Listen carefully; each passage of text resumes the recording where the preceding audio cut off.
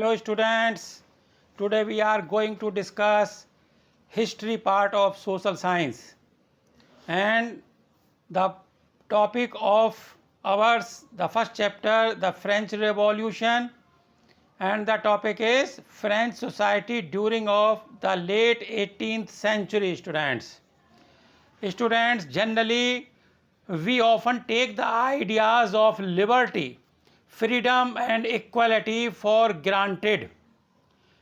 Means in दिनों हम बात करते हैं आज़ादी की और समानता की, but we need to remind ourselves that these ideas also have a history, but about from a long period we find these ideas in the history when people struggled to get them.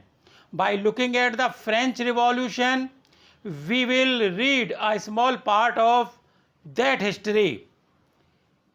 जब हम French revolution का अध्ययन करेंगे students, तो हम पाएंगे कि history में एक छोटा सा जो हिस्सा है जिसने ये शुरुआत की फ्रेंच रिवॉल्यूशन की, उसने किस तरीके से हिस्ट्री में अपने लिए इक्वलिटी और फ्रीडम प्राप्त की.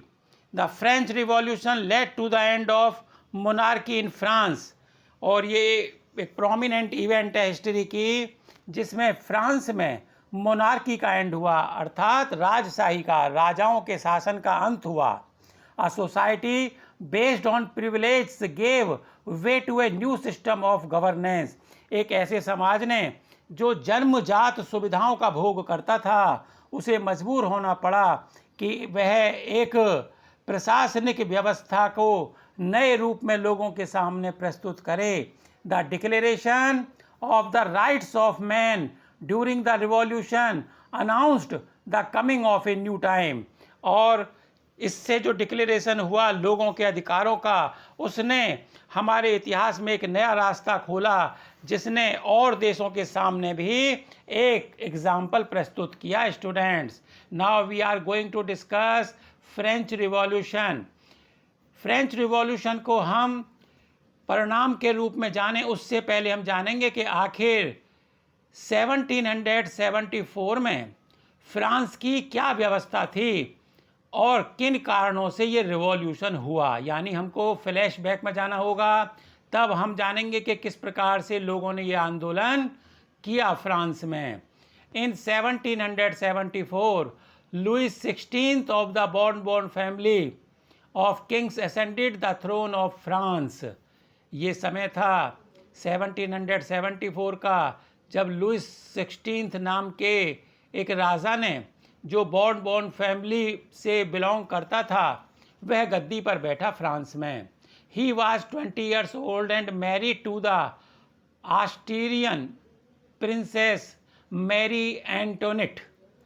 केवल 20 साल की उम्र में उसका जो विवाह हुआ वो ऑस्ट्रिया की जो प्रिंसेस थी, शहजादी मैरी एंटोनेट के साथ हुआ. Upon his accession the new king found an empty treasury. और जनरली जैसा हम पाते हैं स्टूडेंट्स कि जो नए रूलर होते हैं वो ये शिकायत करते हैं कि जब वो गद्दी पर बैठे तो उनको खजाना खाली मिला. यही बात लुइस 16th के साथ भी हुई और उसने ये प्रोक्लेम किया कि खजाना बिल्कुल खाली था. Long years of war had drained the financial resources of France. और इसका कारण ये था कि बहुत लंबे समय से फ्रांस में लड़ाइयाँ होती रहीं, युद्ध होते रहे, जिनकी वजह से तमाम खजाना खाली हो गया और जो माली हालत थी, जो फाइनेंशियल पोजीशन थी, वो डाउन हो गई. Added to this was the cost of maintaining an extravagant court at the immense palace of Versailles. और इस बात में जो इजाफा किया, जो वृद्धि की, जो इंक्रीज़ की इस प्रॉब्लम को और बढ़ाने में, वो समस्या थी कि एक विशाल वर्सैलिस का महल था जिसके दरबार को मेंटेन करने के लिए बहुत अधिक खर्च करना पड़ता था. Students, under Louis 16th France help the 13 American colonies to gain their independence from the common enemy Britain. और लुइस 16 को अमेरिका की जो कॉलोनीज थी 13 कॉलोनीज 13 कॉलोनियाँ थीं उनको हेल्प करनी पड़ी अमेरिका की, जिससे कि वो आज़ादी पाएं, क्योंकि ये कब्जे में थी ब्रिटेन के और ब्रिटेन फ्रांस का शत्रु था। The war added more than a billion livres to a debt that had already risen to more than 2 billion livres. और लिवर्स वहाँ की जो यूनिट है करेंसी की, उन्होंने इसके लिए कर्जा लिया, डेट लिया, जो 1 बिलियन से बढ़कर 2 बिलियन हो गया।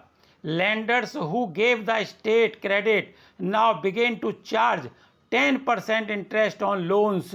जिन लोगों ने ये ऋण राजा को दिया था उन्होंने 10% इंटरेस्ट इस लोन पर लगाया।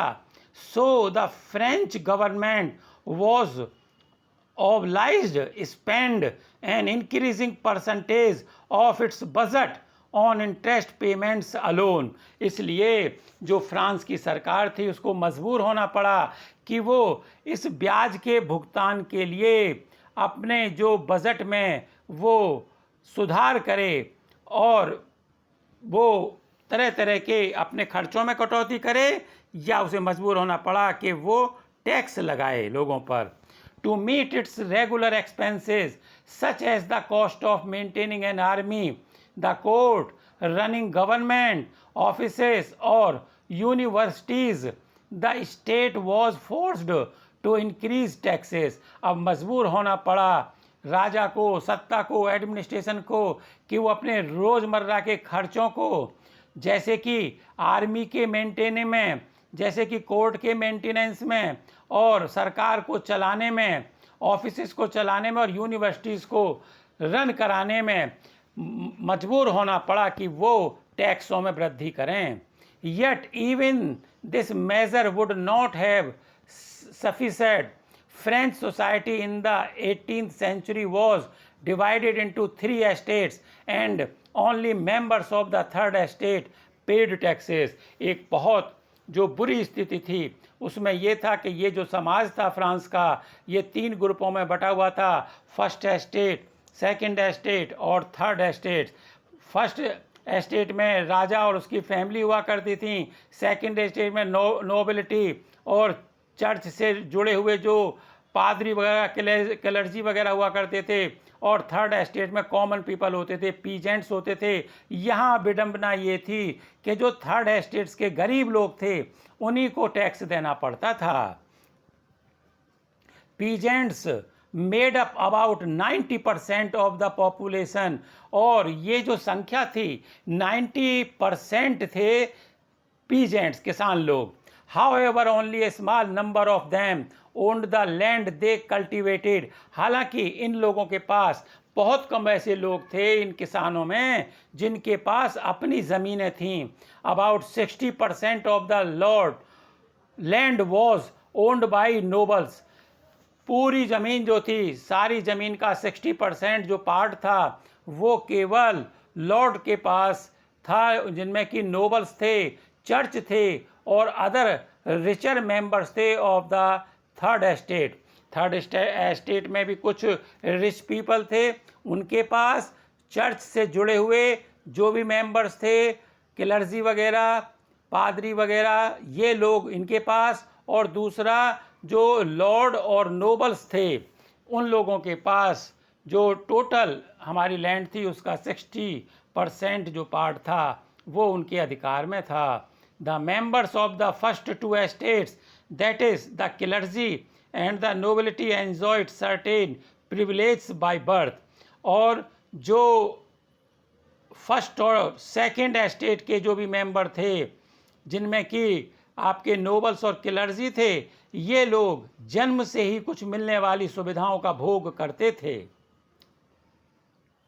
The most important of these was exemption from paying taxes to the state। इसमें सबसे बड़ा जो उनको लाभ था वो ये कि इन लोगों को टैक्स ही नहीं देना पड़ता था राज्य के लिए। The nobles further enjoyed feudal privilege.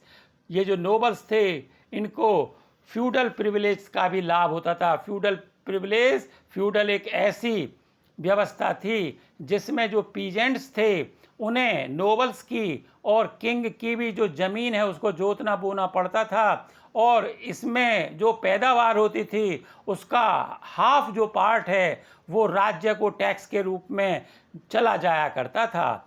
These included feudal dues which they extracted from the peasants. ये फ्यूडल ड्यूज पीजेंट से ही कलेक्ट किया जाता था। Peasants were obliged to render services to the lord, to work in his house and fields, to serve the army or to participate in building roads। जो किसान लोग थे मजबूर में उनको अपनी सेवाएं देनी पड़ती थीं राजा को, उनके घरों में काम करने में या उनके खेतों पर काम करने में, या फिर सैनिकों के रूप में अपनी सेवाएं उन लोगों को देनी पड़ती थीं। इसके लिए कभी कभी उनको सड़कें बनाने में भी अपनी सेवाएं मजदूरों के रूप में देनी होती थीं। The church to extracted its share of taxes called tithes from the peasants. The church, इधर चर्च को भी किसानों को टैक्स देना पड़ता था, यानी किसान चर्च को भी टैक्स देते थे और उनकी कुल उपज का 10वां हिस्सा उनको जाता था। And finally all members of the third estate had to pay taxes to the state. और बाकी के बचे हुए थर्ड एस्टेट के जो लोग थे उन लोगों को भी टैक्स देना पड़ता था। These included a direct tax called taille. ये डायरेक्ट टैक्स के रूप में जमा किया जाता था जिसे टैली के रूप में जाना जाता था। And a number of indirect taxes which were levied on articles of everyday consumption like salt और टबैको। और दूसरे जो टैक्सेस थे वो भी सरकार को देने होते थे। ये लोग गरीब लोग दिया करते थे इस टैक्स को सरकार को। The burden of financing activities of the state through taxes was borne by the third estate alone. और जो फाइनेंसिंग एक्टिविटीज़ थीं उन सब पे भी जो गरीब लोग थे उनको टैक्स देना पड़ता था सरकार को। The struggle to survive.